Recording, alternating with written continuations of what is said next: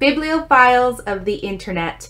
My name is Adriana, and today I'm here to review John Scalzi's latest novel, Lock-In. This book is a crime mystery novel, but with a sci-fi edge. As for the synopsis of this story, you're gonna have to stay with me a little bit here. I have to explain a few things. In this futuristic United States that John Scalzi imagines, the human race has been ravaged by a new disease. Some people who are afflicted by the disease show no long-term symptoms, but there are two further stages of the disease, the third stage being the most drastic and what is known as Hayden's Syndrome. When a patient reaches that stage in the disease where it's Hayden Syndrome, that basically means that their brain function and their consciousness is maintained, but they have no control over their muscles. They cannot move their body. So effectively they're paralyzed and they're locked into their own body. So people who have survived through the stage just before Hayden Syndrome are known as Integrators.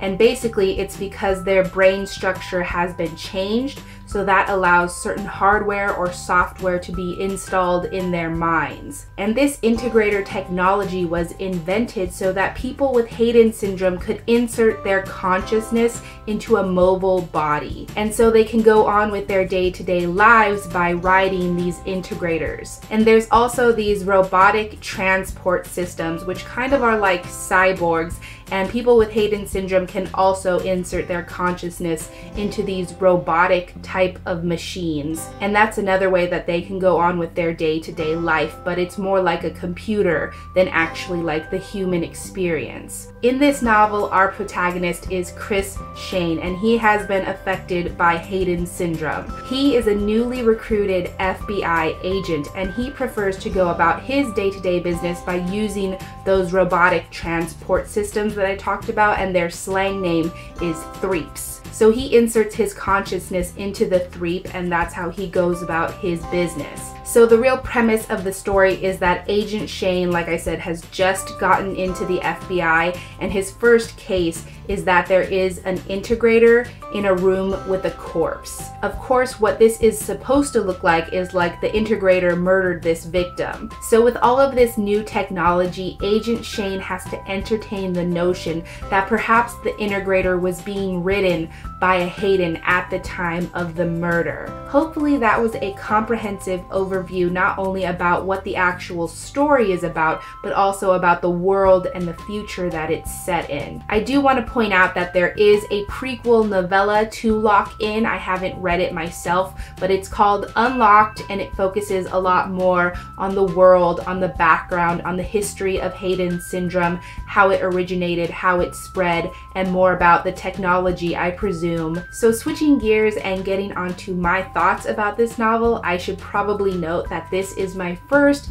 John Scalzi novel ever, and I think it was pretty damn good. I really love a good crime mystery novel, but I think that John Scalzi takes it to the next level by incorporating all of these really complex sci-fi elements and all of this really cool, awesome new technology. And I think that's what makes this mystery in particular so exciting to read, because it makes it that much more difficult to crack, that much more difficult to puzzle out, because there are so many new unknowns. And all of this futuristic technology and the parameters of Hayden Syndrome really allows John Scalzi to go above and beyond, because the story itself and the world that it's set in is so ambitious. So for me, this book was fascinating. It was also really action-packed, so there's no shortage of excitement throughout the plot. But I think this novel's greatest strength is its protagonist,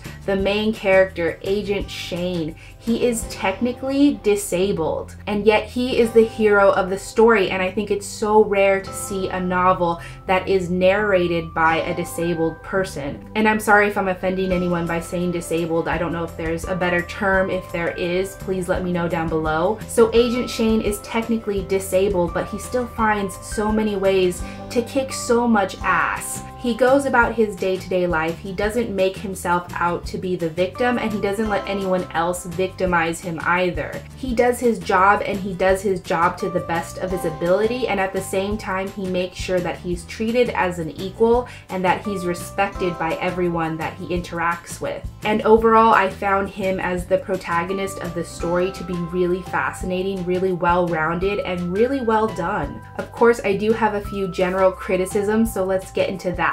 Even though this story was extremely engaging, action-packed, and very fascinating to read, I do think as the story progressed, there were a few little details that sort of diminished the believability of the book. And I know that the word believability is a very strange word to bring up when you're reviewing a sci-fi novel because there's so much that's outside of the realm of possibility. But the details to which I'm referring do not actually pertain to the sci-fi elements, but rather the elements of mystery throughout the novel. First of all, something that I think worked against the quality of the story was the fact that there was a very condensed timeline. What I'm talking about is that this story takes place over the course of 1 week. There are so many details that are absolutely packed into every single day that this story progresses, and to me that diminishes the believability because with a case like this, you won't necessarily get to see it come to a head in a week's time. These things usually take place over very long periods of time. So on one hand, it's good because the story is very fast-paced and really interesting to read, but it's bad because it also calls into question some possible conveniences in the plot. So in my opinion, I think it's because of the ambitiousness of the futuristic plot and the new technology and the nuances of the disease that's why some of these issues came to light. That's why some things probably weren't written as well as they would have been because there was so much to explore. But when all is said and done, I really have a lot of respect for this novel, and I really enjoyed myself every single day that I was reading this book. And so when everything is balanced out, I ended up giving Lock In by John Scalzi 3.5 out of 5 stars. In the comments down below, please feel free to let me know if you've read Lock In. I would love to know your opinions on the story, and also let me know if you read the prequel novella because I'm interested in reading it myself. And that's all I have for this review today, so thank you so much for watching this video. I really hope you enjoyed it and found it informative, and I will catch you on the flip side of the page.